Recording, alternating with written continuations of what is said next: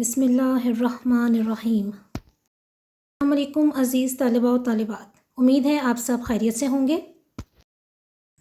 عزیز طلباء و طالبات، آج ہم اپنی درسی کتاب کے سبق نمبر 17 غزل نمبر 1 کے مشقی سوالات حل کرنے کا کام کریں گے۔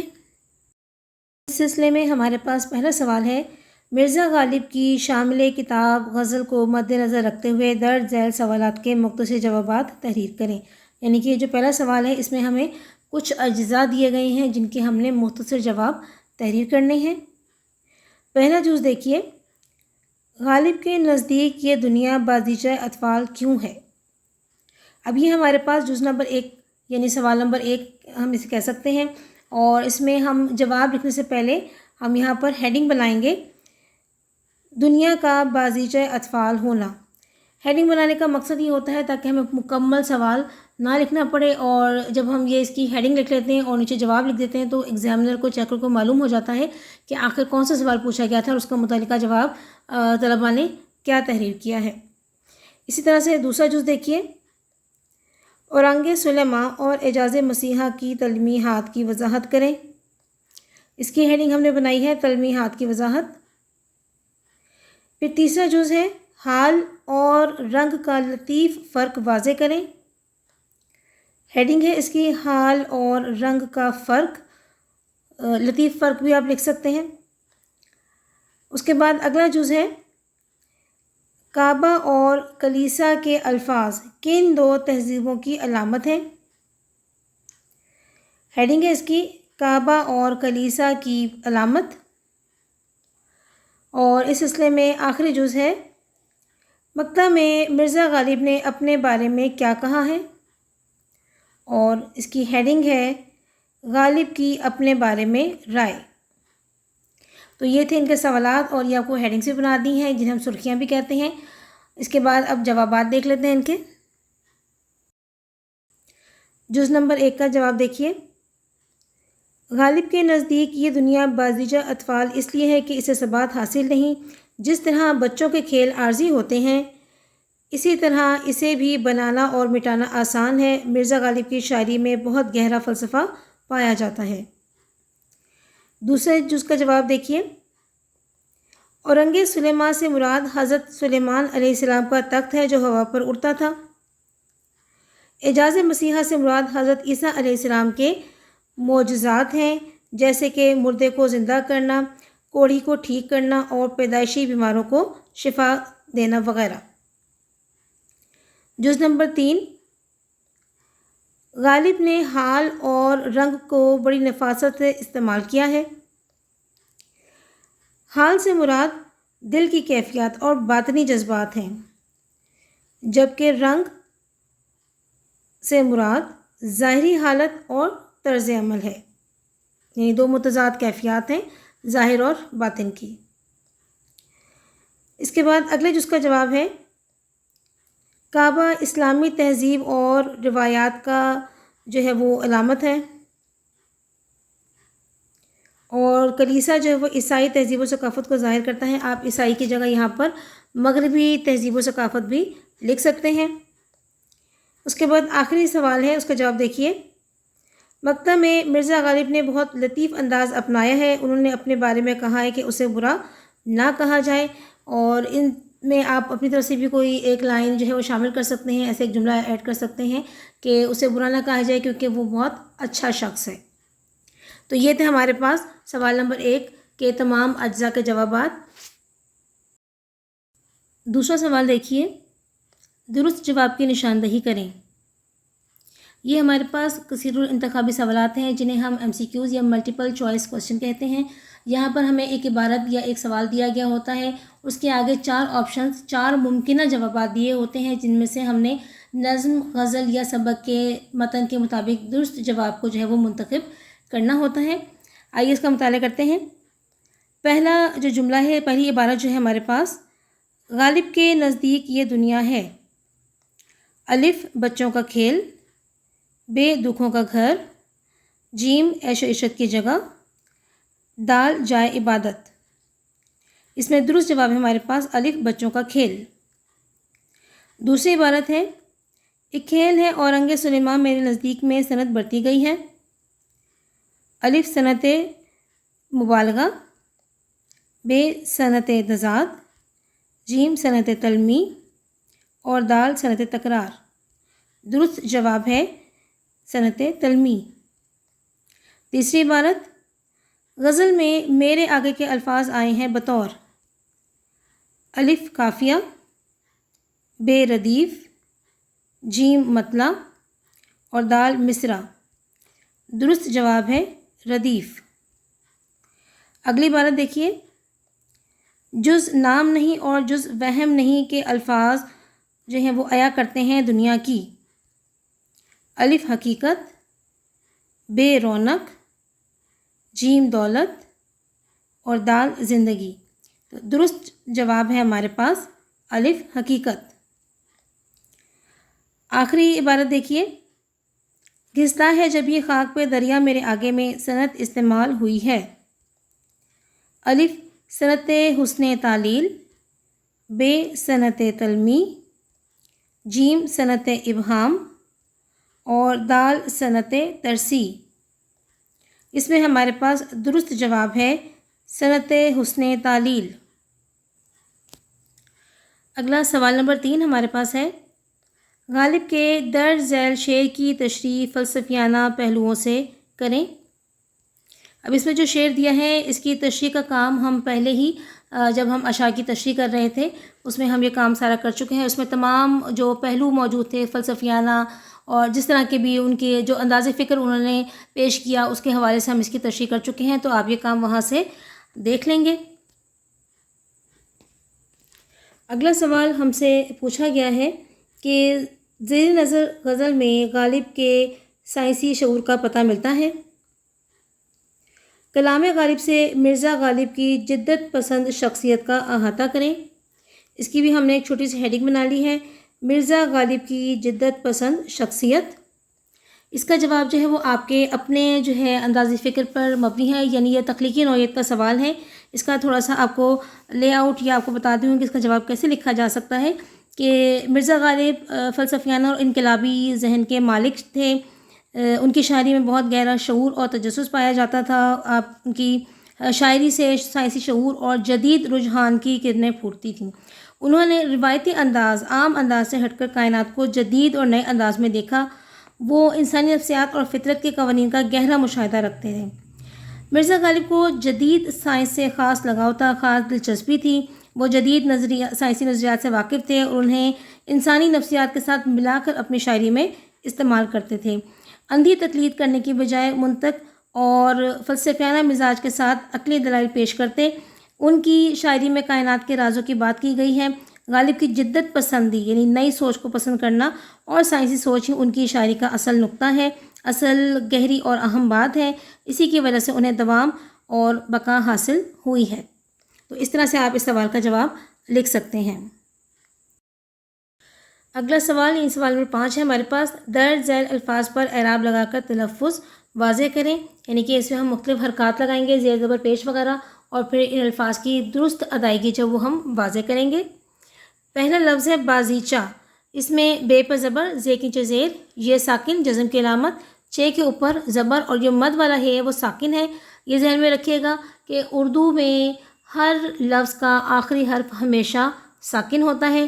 تو اب اگر ہم مد پہ جو ہے وہ جزم کی علامت نہ بھی لگائیں تو ہمیں پتہ ہے کہ وہ حرف ساکن ہے۔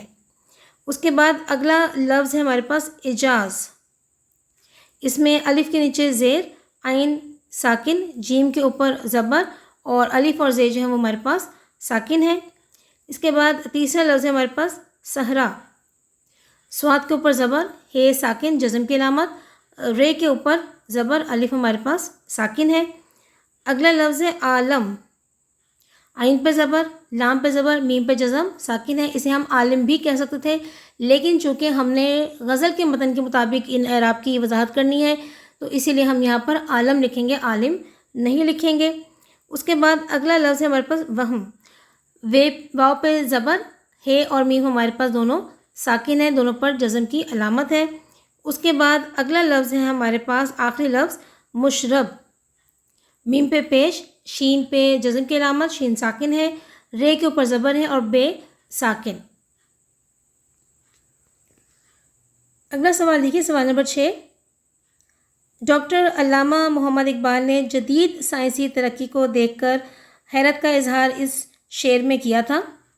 شعر تھا ہمارے پاس: آنکھ جو کچھ دیکھتی ہے لب پہ آ سکتا نہیں، محو حیرت ہوں کہ دنیا کیا سے کیا ہو جائے گی۔ اور اصل سوال جو آپ سے پوچھا گیا وہ یہ ہے کہ اس شعر کا موازنہ غالب کی زیر نظر غزل میں شامل دوسرے شعر سے کریں، یعنی کہ غزل میں جو دوسرا شعر ہے اس کا موازنہ اور اس شعر کا موازنہ کرنا ہے۔ یہ بھی تخلیقی نوعیت کا کام ہے۔ جب آپ اس شعر کو سمجھ جائیں گے تو پھر آپ غالب کے اس شعر کی جو وضاحت کریں گے سائنسی انداز فکر کے حوالے سے، تو اس کا جواب اس طرح سے بن سکتا ہے کہ علامہ اقبال اور مرزا غالب دونوں جدید طرز فکر اور جدید طرز کے انداز کے مالک تھے۔ دونوں کے پاس گہرا سائنسی اور نفسیاتی شعور موجود تھا۔ دیا گیا علامہ اقبال کا شعر غالب کی غزل کے دوسرے شعر کے ساتھ اس طرح سے موازنہ رکھتا ہے کہ دونوں میں ہی سائنسی ترقی اور انسانی ذہن کی ارتقاء کی عکاسی کی گئی ہے۔ سائنس اتنی تیزی سے ترقی کر رہی ہے کہ اس کے بارے میں حتمی رائے دینا جو ہے وہ ممکن نہیں رہا۔ علامہ اقبال کہتے ہیں کہ جدید دور میں جتنی تیزی کے ساتھ سائنس ترقی کر رہی ہے اور جس انداز میں کائنات کو تسخیر کیا جا رہا ہے اس نے مجھے حیرت میں ڈال دیا ہے اور میں سوچ میں گم ہوں کہ یہ دنیا کیا سے کیا بن جائے گی۔ تو اسی طرح سے مرزا غالب کے شعر میں بھی موضوع یہی موجود ہے کہ وہ پرانی روایات کا موازنہ جدید سائنس سے کر رہے ہیں۔ روایت میں حضرت سلیمان علیہ السلام کے تخت کے اڑنے کا ذکر ملتا ہے اور جدید دور میں جہاز اڑ رہا ہے۔ اس طرح روایت میں حضرت عیسیٰ علیہ السلام کی مسیحائی کا ذکر ملتا ہے جس سے بیمار پلک جھپکنے میں ٹھیک ہو جاتے تھے۔ اور اگر ہم موجودہ دور کے جدید دور کے طریقہ علاج کو دیکھیں تو اس میں بھی خطرناک سے خطرناک بیماری دور کی جا سکتی ہے اس علاج کے ذریعے۔ اسی لیے غالب نے کہا ہے کہ اب وہ روایتی واقعات جو ہیں ان کے انسانی ذہن کو حیرت میں نہیں ڈالتے بلکہ عام بات معلوم ہوتے ہیں۔ سائنس نے انسانی ذہن کو وسعت عطا کی ہے اور اس کے نظریات کو تبدیل کر دیا ہے۔ مشق کے اس حصے میں صنف سخن کی کچھ اصطلاحات جو ہیں وہ بیان کی گئی ہیں، ان کی وضاحت کی گئی ہے، جن میں پہلا ہے غزل۔ غزل عربی زبان کا لفظ ہے، اردو میں غزل ایرانی ادب سے آئی۔ غزل شاعری کی وہ صنف ہے جس میں حسن و عشق کی کیفیات کے ساتھ ساتھ دیگر موضوعات کو خوبصورت اور پر اثر انداز میں بیان کیا جاتا ہے۔ غزل پر کافی تنقید ہوتی رہی ہے لیکن غزل نے ہر دور میں اپنا وقار اور اعتبار برقرار رکھا۔ وقت گزرنے کے ساتھ ساتھ غزل کے موضوعات میں بھی تبدیلی آئی ہے۔ جدید غزل کے موضوعات قدیم اور روایتی غزل کے موضوعات سے بہت مختلف ہیں۔ غزل کا یہ اعجاز ہے، یہ معجزہ، یہ انوکھی بات ہے کہ شاعر بہت بڑے موضوع کو ایک شعر یعنی 2 مصرعوں میں سمیٹ لیتا ہے۔ غزل کے ہر شعر جو ہے وہ اپنے ایک الگ اکائی کی حیثیت رکھتا ہے، ایک اپنی جداگانہ حیثیت رکھتا ہے۔ پوری غزل میں ایک ہی بحر استعمال کی جاتی ہے، مطلب کہ دونوں مصرے ہم قافیہ، اور جبکہ غزل کے باقی اشعار کا ہر دوسرا مصرع ہم قافیہ ہوتا ہے۔ مقطع میں شاعر اپنا تخلص استعمال کرتا ہے۔ تخلص وہ مختصر نام جو شاعر حضرات اپنی شاعری میں اپنی پہچان کے لیے استعمال کرتے ہیں۔ غزل کے بڑے ناموں میں یعنی غزل کے بڑے بڑے شعراء میں میر تقی میر، مرزا غالب، مومن خان مومن، مرزا داغ، حسرت موہانی، جگر مراد آبادی، فیض احمد فیض اور ناصر کاظمی وغیرہ کے نام شامل ہیں۔ اگلی اصطلاح ہے ہمارے پاس مطلع۔ مطلع کے لغوی معنی طلوع ہونے کی جگہ کے ہیں۔ اصطلاح میں کسی بھی غزل یا قصیدے کے پہلے شعر کو مطلع کہتے ہیں جس کے دونوں مصرے ہم قافیہ ہوں۔ پہلے شعر کو مطلع جبکہ دوسرے شعر کو جو مطلع کے بعد آئے حسن مطلع کہتے ہیں۔ یہاں پر میر تقی میر کی غزل کا مطلع اور حسن مطلع دیا گیا ہے، آئیے مطالعہ کرتے ہیں۔ گل کو ہوتا صبا قرار اے کاش، رہتی ایک آدھ دن بہار اے کاش،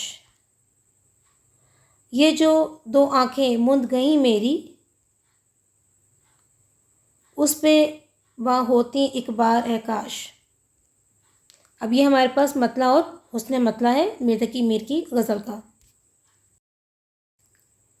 قافیہ اور ردیف۔ قافیہ ہم آواز الفاظ کو کہتے ہیں جو کہ لکھے الگ طریقے سے جائیں گے، جن کی املا الگ ہوگی، جن کے معنی الگ ہوں گے لیکن ان کی آواز ایک جیسی محسوس ہوگی سننے میں۔ اور ردیف جو ہیں یہ قافیہ کے بعد آتے ہیں. یہ وہ کچھ مخصوص الفاظ یا کوئی ایک مخصوص لفظ ہوتا ہے جو کسی بھی غزل یا قصیدے میں بار بار آتا ہے اور بغیر کسی تبدیلی کے آتا ہے. غزل کے اس مطلع میں قرار اور بہار جو ہے وہ قافیہ، جبکہ اے کاش جو ہے وہ ردیف کے طور پر استعمال ہوئے ہیں. یہ اس غزل کی بات ہو رہی ہے جو ابھی ہم نے میر تقی میر کے اشعار پڑھے ہیں. مقطع عربی زبان کا لفظ ہے اور قطع سے نکلا ہے، جس کے معنی کاٹنا یا قطع کرنے کے ہیں. شعری اصطلاح میں مقطع سے مراد غزل کا وہ آخری شعر ہے جس میں شاعر اپنا تخلص استعمال کرتا ہے. اس کے بعد آپ کو بتایا گیا ہے کہ مقطع اور آخری شعر میں کیا فرق ہے. یہ فرق آپ کو جب ہم غزل کے مقطع کی تشریح کرتے ہیں اس وقت بھی آپ کو بتایا گیا تھا، تو یہاں اس کی جو وہ دہرائی کر لیتے ہیں. اگر آخری شعر جس میں تخلص نہ دیا گیا ہو تو وہ آخری شعر جو ہے وہ مقطع کی بجائے آخری شعر کہلائے گا. میر تقی میر کی غزل سے مقطع دیکھیے. کہیں کیا جو پوچھے کوئی ہم سے میر، جہاں میں تم آئے تھے کیا کر چلے. یہاں پر میر جو ہے انہوں نے اپنا جو ہے وہ تخلص استعمال کیا ہوا ہے، اس لیے یہ ان کی غزل کا مقطع ہے. مشق کا آخری سوال، سوال نمبر 7 جو ہم سے پوچھا گیا ہے، مرزا غالب کی اس غزل کے مطلع اور مقطع کی نشاندہی کریں. تو غزل میں ہمارے پاس مطلع تھا، بازیچہ اطفال ہے دنیا میرے آگے، ہوتا ہے شب و روز تماشا میرے آگے. اب اس میں دیکھیں دنیا اور تماشا ہم قافیہ ہیں الفاظ، اور میرے آگے جو ہے وہ ردیف ہے. اسی طرح سے مقطع کی مثال ہے، ہم پیش آؤ ہم مشرق راز ہے میرا، غالب کو برا کیوں کہو اچھا میرے آگے. اب یہاں پر غالب جو ہے انہوں نے اپنا تخلص استعمال کیا، اپنا نام استعمال کیا ہے، اس لیے یہ غزل کا مقطع ہے.